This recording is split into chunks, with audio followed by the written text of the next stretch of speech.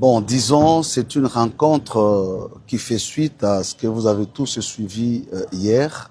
Donc, l'annonce officielle du processus de dialogue national inclusif qui rentre dans toute la dynamique qui a commencé depuis Bujumbura et Congo-Brazzaville. Je crois que le cardinal l'a si bien présenté. Et à la suite de cette rencontre, il était question pour nous de commencer déjà le travail.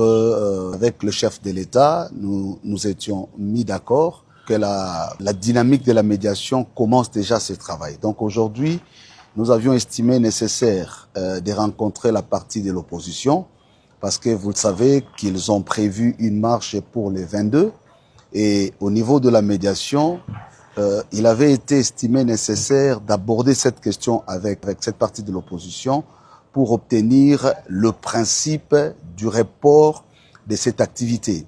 Pourquoi? Parce que nous estimons que dès lors le processus est déjà lancé, le processus du dialogue, et nous, dans ces rôles de médiation, avons l'obligation d'obtenir des uns et des autres leur engagement. C'est le signe et l'engagement qui montrent qu'ils acceptent d'adhérer et d'accompagner le processus qui vient d'être lancé. Voilà pourquoi nous avons eu le temps d'échanger avec eux. Ils ont posé des questions pertinentes de leur point de vue, notamment la question sur l'inclusivité, où ils voulaient comprendre dans quels termes le dialogue va se passer. Et nous avons pris suffisamment de temps. Ils ont aussi soulevé la question sur l'essor de la Constitution. Donc, vous savez que leur dynamique a été mise en place en rapport avec la question constitutionnelle. Et donc, il était de notre devoir de rassurer. Et ça, c'est un point important sur lequel je voudrais insister.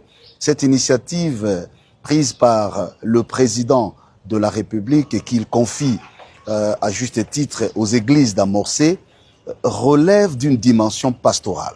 Notre objectif, c'est de réconcilier le peuple, c'est de nous amener tous, fils et filles du pays, dans un cadre apaisé et consensuel où toutes les questions d'intérêt national seront abordées. Et donc, dès lors que ce processus est lancé, nous avons estimé, sans vouloir violer les droits ou la liberté des opposants, mais pour nous, c'est un engagement à prendre, c'est un signe qui doit prouver que, effectivement, le message qui a été lancé hier est accepté et bénéficie d'une appropriation nationale. Donc, on a commencé avec eux.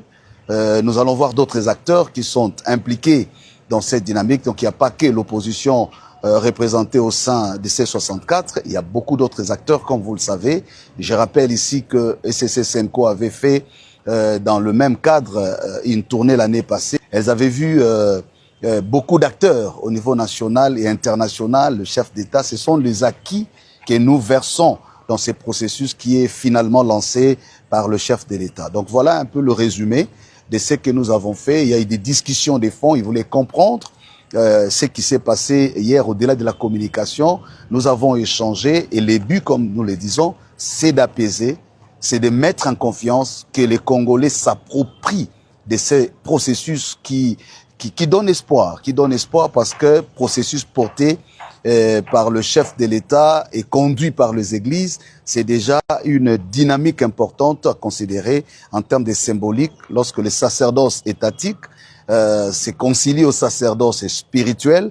Nous pensons comme église, c'est déjà la voie du salut qui est en train de s'annoncer et nous profitons de votre micro pour lancer justement cet appel à tous les fils et les filles du pays, comme cela a été dit, de pouvoir s'approprier de ces processus. C'est pas les processus des églises seulement, mais c'est les processus du Congolais, du peuple congolais en général, et chacun de nous aura une contribution à apporter. Donc les uns les autres vont contribuer pour construire ces processus. Lorsque nous disons il doit être inclusif, l'inclusivité n'est pas simplement un terme générique. L'inclusivité est une construction. Donc nous devons tous construire ou participer à la construction de cette dynamique inclusive et c'est alors que nous pouvons voir une issue heureuse et bénéfique pour le devenir commun de notre peuple et de notre pays. Ce serait prématuré d'engager. D'abord ici, nous ne voulons pas que ça donne l'impression des contradictions. Le ministre Mouyaya, dans son rôle de porte-parole du gouvernement, a communiqué. Nous ne sommes pas en train de faire la guerre des médiations. Je pense que l'essentiel ici à retenir, c'est dans cette communication qui consiste à dire le chef de l'État a levé l'option d'engager le pays dans un dialogue national et inclusif. Ça, c'est le premier mot-clé. Deuxième mot, c'est que ce dialogue doit permettre la cohésion nationale, la réunification du pays et lancer justement le devenir commun. Troisième mot-clé, toutes les questions d'intérêt national seront débattues dans le cadre de ces dialogues pour que nous nous approprions en tant que nation. Je crois que c'est ça la communication essentielle à retenir pour éviter d'aller dans le sens des polémiques. Il n'y a pas de polémique à faire. Le chef de l'État a levé l'option d'engager le pays. Il veut le faire avec les églises parce qu'il est fils de l'église, parce qu'il est chrétien. Et figurez-vous qu'il y a un grand travail de fond qui a été fait. Je l'insiste encore une fois, lorsqu'il y a conciliation des vues entre les sacerdoces étatiques et spirituels.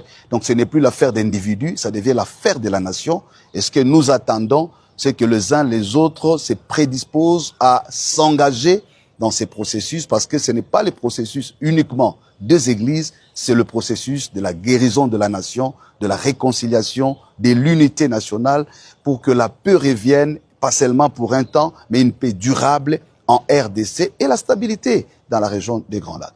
L'important aujourd'hui, c'est de voir ce que nous construisons ensemble comme nation. L'effort que nous avons, c'est d'éviter la subjectivation. Ça ne doit pas donner l'impression, voilà, c'est pas une compétition. Je crois que ce que l'ECC, la CENCOM proposé était une contribution.